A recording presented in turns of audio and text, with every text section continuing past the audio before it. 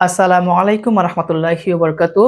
আজকের এই পর্বে তোমাদের নবম দশম শ্রেণীর গণিত বই, তোমরা যারা এসএসসি পরীক্ষা দিবা তোমাদের গণিত বইয়ের দ্বিতীয় অধ্যায় সেট ও ফাংশনের রাজশাহী বোর্ড 2023 সালের এই প্রশ্নটি খুব সুন্দরভাবে সমাধান করে দেখাবো।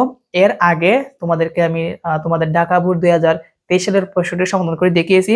তো আজকের পর্বে রাজশাহী বোর্ড 2023 সালের এই প্রশ্নের সমাধান করাবো। তো সর্বপ্রথম উদ্দীপকটা আগে পড়ে নিই।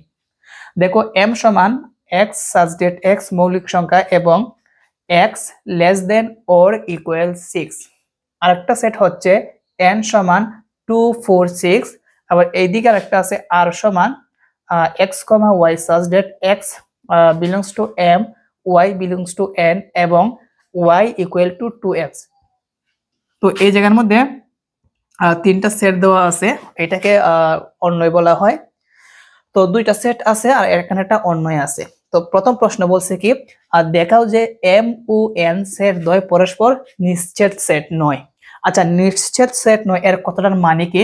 আমরা তো জানি নিশ্চিত সেট মানে কি, যখন দুইটা সেটের উপাদানের মধ্যে কোনো কিছু কমন থাকে না তখন তাকে বলা হয় নিশ্চিত সেট। আর যদি কমন থাকে তাহলে সেটাকে বলা হয় কি নিশ্চিত সেট নয়। তো বলছে কি এখানে যে m আছে এবং n আছে, ওই দুইটাকে কি করতে হবে বলছে এখানে পরস্পর নিশ্চিত সেট নয়, মানে এটাকে যখন আমরা ইন্টারসেকশন করব তখন যেন নিশ্চিত সেট যেন বের না হয়, এটা প্রমাণ করতে হবে। তো দেখো আমি এটা কিভাবে প্রমাণ করতে হয় তোমাদেরকে আমি দেখিয়ে দিচ্ছি। ক নাম্বার, আচ্ছা ক নাম্বার, m ও n কে যেহেতু বলছে তো লিখবো দেওয়া আছে m সমান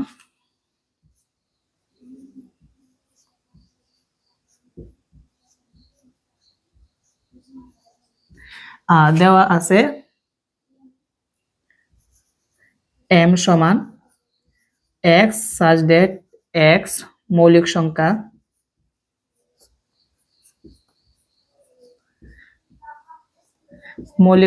এবং x less than or equal 6। তো যেহেতু m ও n কে পরস্পর নিশ্চিত সেট নয় প্রমাণ করতে হবে, তো এখানে m কিন্তু তালিকা পদ্ধতিতে নাই, আছে গঠন পদ্ধতি, সেটাকে তালিকা বানাতে হবে। তো দেখো আমরা তালিকা বানিয়ে দিচ্ছি। তো তালিকা কিভাবে বুঝবো, এখানে যেহেতু বলছে x such that x মানে x যে আছে ওইটা হবে মৌলিক সংখ্যা এবং 6 থেকে ছোট, এই পাশে চিহ্ন মানে 6 বড় x ছোট, তার মানে 6 থেকে x এর মানটা ছোট হবে অথবা সমান হবে তবে মৌলিক সংখ্যা। যেহেতু 6 থেকে ছোট বা সমান, 6 যদি মৌলিক সংখ্যা হয় তাহলে তুমি 6 কিন্তু লিখতে পারবা যেহেতু সমানের কথা উল্লেখ আছে। তো আমরা জানি সবচেয়ে ছোট মৌলিক সংখ্যা হচ্ছে 2, তারপর হচ্ছে 3, 4 কিন্তু মৌলিক সংখ্যা নয়, তারপর হচ্ছে 5, 6 কি মৌলিক সংখ্যা, যেহেতু বলছে 6 থেকে ছোট বা সমান হবে, 6 কিন্তু মৌলিক সংখ্যা নয়, সেটা হচ্ছে যৌগিক সংখ্যা, সেই জন্য আমি 6 নিতে পারবো না।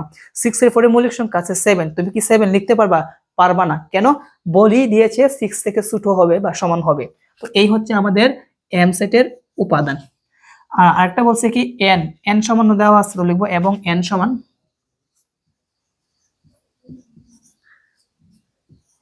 সমান হচ্ছে 2 4 6।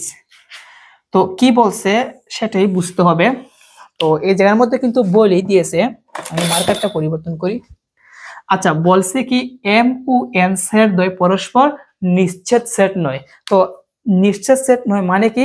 এর মানে হচ্ছে m আর n যখন তুমি ইন্টারসেকশন করবা তখন যেন উপাদান থাকে, মানে কমন থাকে, আর যদি কমন না থাকে তাহলে নিশ্চিত সেট হয়।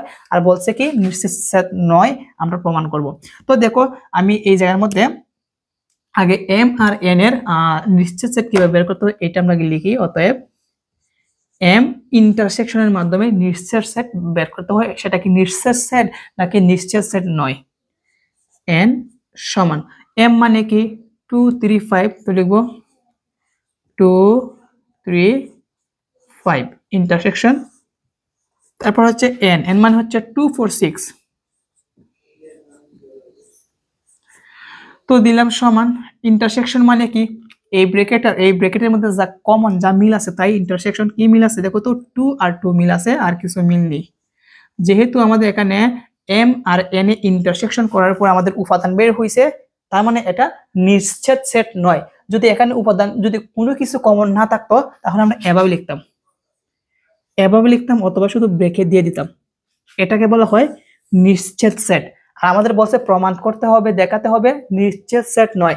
আসলে কিন্তু আমাদের কিন্তু এখানে কিন্তু কমন গেছে, সেই জন্য এটা নিশ্চিত সেট নয়। তার মানে আমাদের বলছে দেখাতে, আমরা দেখিয়ে দিলাম। সেই জন্য লিখবো যেহেতু এখানে যেহেতু এম ইন্টারসেকশন এন সমান কত বের হয়েছে, আর 2 বের হয়েছে। আর কথা ছিল আমাদের নিশ্চিত সেটের কিভাবে প্রকাশ করতে হয়, এভাবে প্রকাশ করতে হয়। তো সমান ডাজ নট ইকুয়াল কেন দিব, আমাদের নিশ্চিত সেট হচ্ছে এখানে ফাঁকা সেট বের হবে, কিন্তু দেখা যাচ্ছে এখানে ফাঁকা সেট বের হয় নাই, সেই জন্য এইটা আর এটা সমান হয় নাই। সেই জন্য আমাদের বলছে দেখাতে, আমরা দেখিয়ে দিয়েছি যে এম আর এন পরস্পর নিশ্চিত সেট নয়, এটাই আমাদের প্রমাণিত। বলছে দেখাতে, আমরা দেখিয়ে দিলাম। লিখবো অতএব এম ও এন সেট দ্বয় পরস্পর নিশ্চিত সেট নয়। সেট দ্বয় পরস্পর নিশ্চিত সেট নয় দেখানো হলো।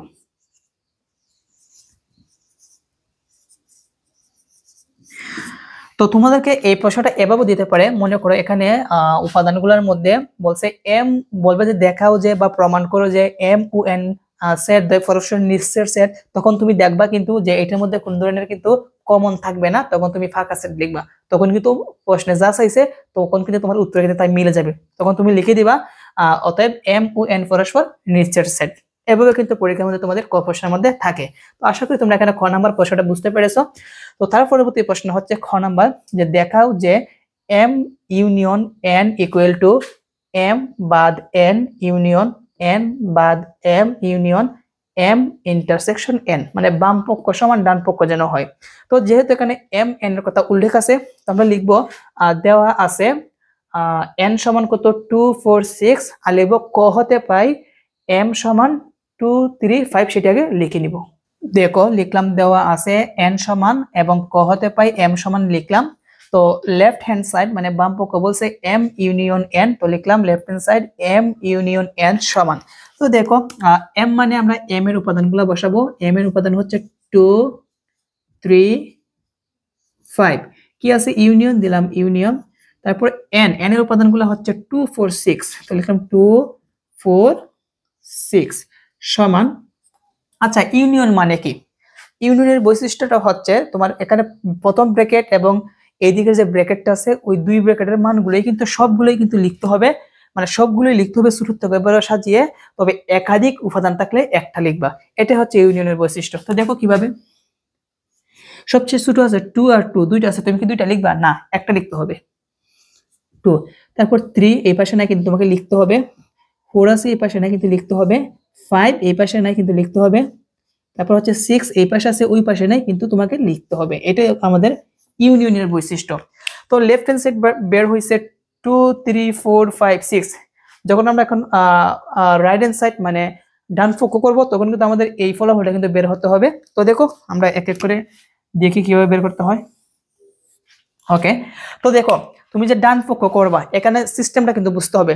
সিস্টেমটা যদি তুমি বুঝো তাহলে তুমি অঙ্কগুলো তুমি একটু ফিল পাবা। যেমন এই অঙ্কটা মানে ডান পক্ষ করতে গেলে তোমাকে আগে প্রথম এই ব্র্যাকেটটা করতে হবে, তারপর এই ব্র্যাকেট করতে হবে, তারপর এই ব্র্যাকেট করতে হবে। তার মানে এখানে ব্র্যাকেট কয়টা?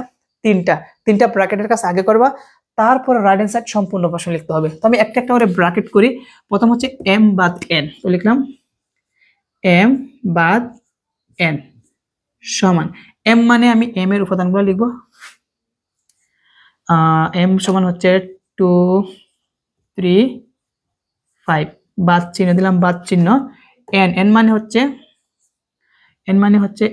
এন মানে 2 4 6 দিলাম, 2 4 6 সমান। বাদ মানে কি? বাদ মানে হচ্ছে এই পাশের উপাদান এবং এই পাশের উপাদানের সাথে যদি মিলে যায় তাহলে বাদ দিব। যেমন এখানে 2 আছে, এই 2 বাদ যাবে, তারপর 4 4 নেই, 6 6 নেই। তার মানে কি কি বাদ গেল? 2 আর 2 বাদ গেল। 2 2 বাদ দেওয়ার পর প্রথম ব্র্যাকেটের ভিতরে যা থাকবে তাই লিখবা। কি থাকবে? 3 5, তো লিখবো 3 5, একটা ব্র্যাকেট শেষ। তারপর ব্র্যাকেট হচ্ছে n বাদ m, তো লিখবো এন বাদ এম সমান এন এর উপাদানগুলো বসাবো। এন এর উপাদান হচ্ছে 2 4 6 বাদ এম এর উপাদানগুলো বসাবো। এম এর উপাদানগুলো হচ্ছে 2 3 5। তো বাদ তো আমি আগেই বললাম, দেখো 2 2 মিলে গেছে, বাদ যাবে, আর কিছু বাদ দেওয়ার মতো নাই। বাদ দেওয়ার পর এখানে কি থাকবে? 4 6 থাকবে। তো লিখে দিব 4 6। আরেকটা ব্র্যাকেট রয়েছে এম ইন্টারসেকশন এন। তো লিখব এম ইন্টারসেকশন এন সমান, তো দেখো এম ইন্টারসেকশন এন কিন্তু আমরা ওই নিচের সেট দিয়ে প্রমাণ করছিলাম, ওইটার মধ্যে নিচের সেট নয় দিয়ে প্রমাণ করছিলাম, ওইটার মধ্যে 2 বের হয়েছে। তুমি চাইলে এখানে লিখে দিতে পারো যে ক হতে পাই, তুমি আবার এখানে করতেও পারো। যেমন এম মানে আমরা এম এর উপাদানগুলো বসাবো 2 3 5 ইন্টারসেকশন এন। এন মানে হচ্ছে কি? এন মানে হচ্ছে 2 4 6 2 4 6। ইন্টারসেকশন মানে কি? শুধু মিল, দুইটার মধ্যে যা কমন যা মিল থাকবে তাই। তার মানে 2 2 মিলেছে, তার মানে 2 হবে। তো ব্র্যাকেট ছিল 3টা, আমাদের 3টা ব্র্যাকেটই করা শেষ। এখন লিখবো রাইট হ্যান্ড সাইড।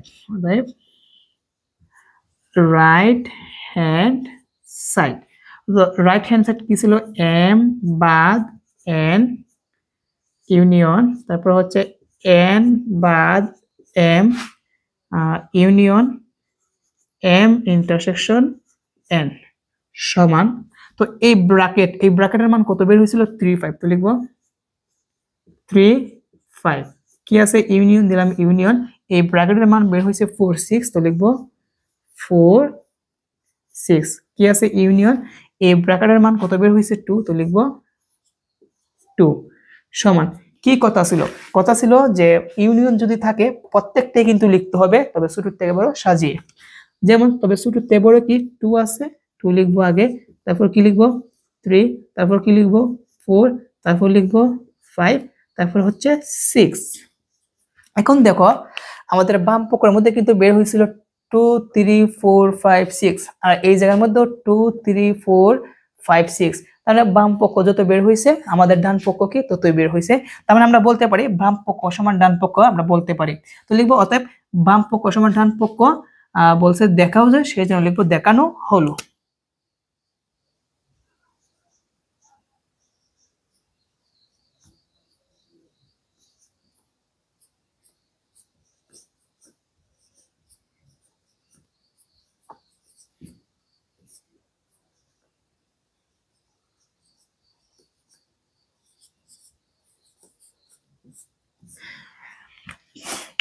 অতএব বাম পক্ষ সমান ডান পক্ষ দেখানো হলো। আশা করি এখানের খ নাম্বার প্রশ্নটি তোমরা ভালোভাবে বুঝতে পেরেছো। তো তার পরবর্তী প্রশ্ন হচ্ছে গ নাম্বার, আর অন্যটি তালিকা পদ্ধতিতে প্রকাশ করে তার ডোমেন নির্ণয় করো। যেহেতু বলছে আর অন্যটিকে তালিকা পদ্ধতিতে প্রকাশ করতে হবে, তার মানে এখানে আর অন্যটা একটা গঠন পদ্ধতিতে আছে।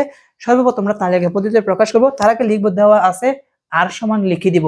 আর একটা কথা, আর এর ভিতরে কিন্তু আরো দুইটা সেট আছে। দেখো x বিলংস টু m, তার মানে m সমান কত 2 3 5 সেটাও লিখতে হবে।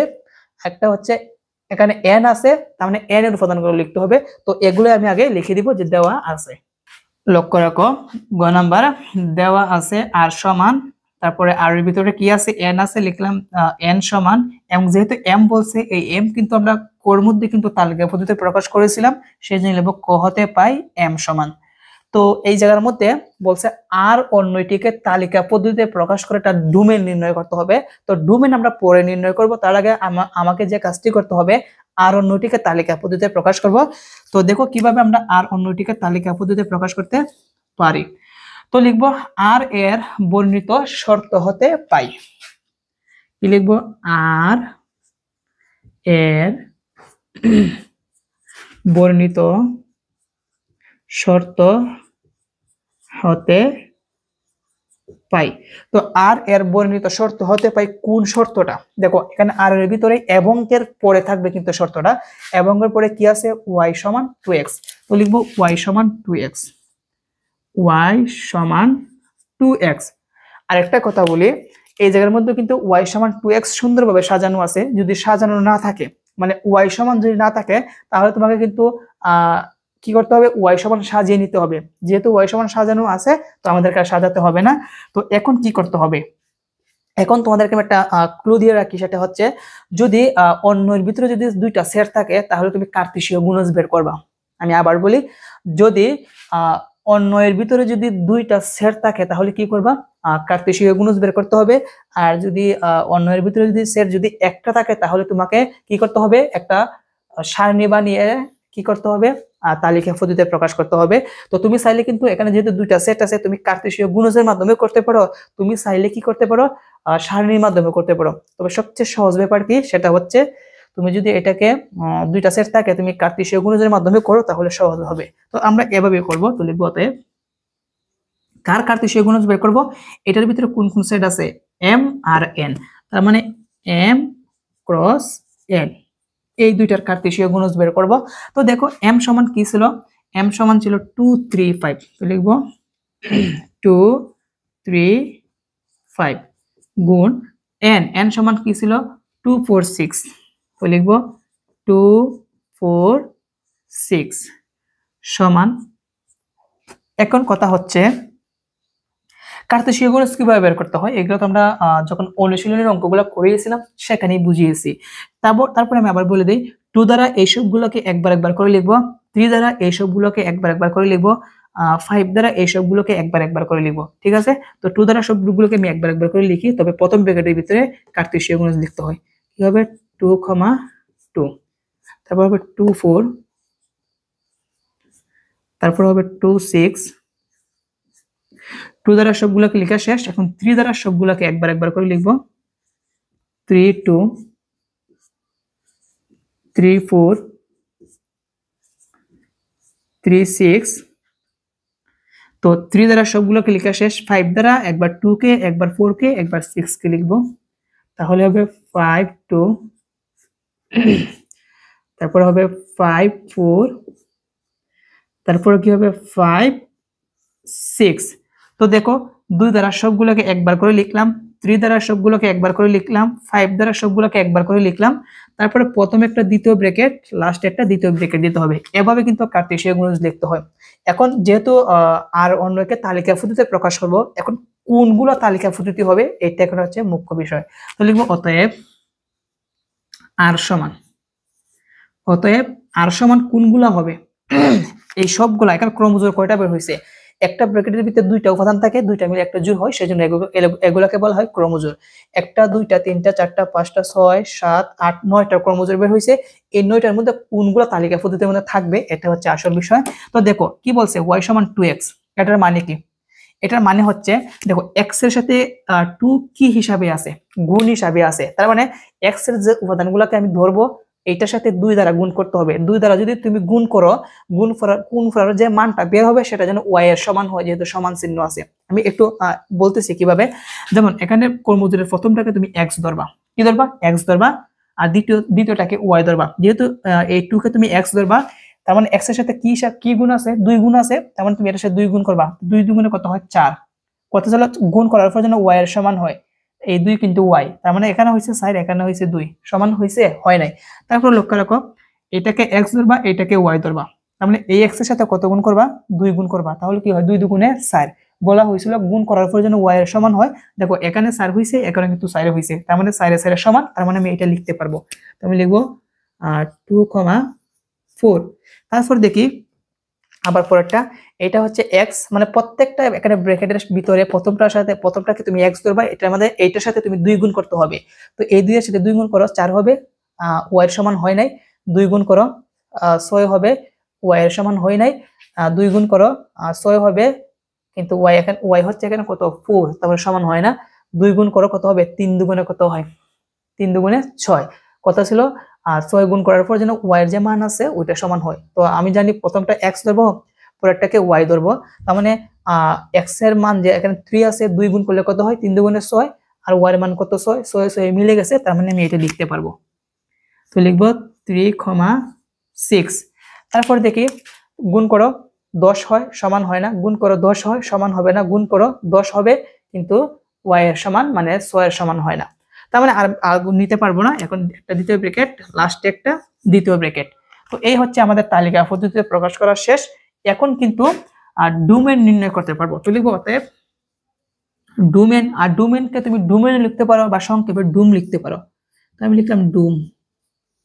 ডুম কি সমান আর সমান, যদি এস থাকে এস দিবা, আর থাকলে আর দিবা, ঠিক আছে। তো ডুম আর সমান, ডুম কোনগুলো হবে, ক্রমজোড়ের প্রথম উপাদানগুলোকে ডুম বলা হয় এবং দ্বিতীয় উপাদানগুলোকে রেঞ্জ বলা হয়। তোমাকে কিন্তু প্রশ্ন এভাবে দিতে পারে যে ডোমেন ও রেঞ্জ নির্ণয় করো, তখন তুমি কি লিখবা, যে ডুম আর সমান, এখন কিন্তু দিতে হবে ডুম হচ্ছে ক্রমজোড়ের প্রথম উপাদান, এটার মধ্যে প্রথমটা কত 2, এটার মধ্যে প্রথমটা কত 3, তার মানে 2 3। যদি বলতো রেঞ্জ নির্ণয় করো তাহলে লিখতা এবং রেঞ্জ আর সমান 4 6 হতো, বুঝতে পেরেছো। আর যদি বলতো ডোমেন না বলে যদি বলতো যে আরো নৈতিকের তালিকা পদ্ধতিতে প্রকাশ করে তার রেঞ্জ নির্ণয় করো, তাহলে কিন্তু অ্যান্সারটা হতো 4 6 হতো, বুঝতে পেরেছো। তো এই হচ্ছে আমাদের অ্যান্সার। আশা করি রাজশাহী বোর্ড 2023 সালের এই প্রশ্নটি তোমরা ভালোভাবে বুঝতে পেরেছো। তো এখানে শেষ করব, পরবর্তী পর্বে তোমাদের 23 সালের আরো প্রশ্ন আছে, ওইগুলা সমাধান করাবো। সবাই ভালো থাকবা, আল্লাহ হাফেজ।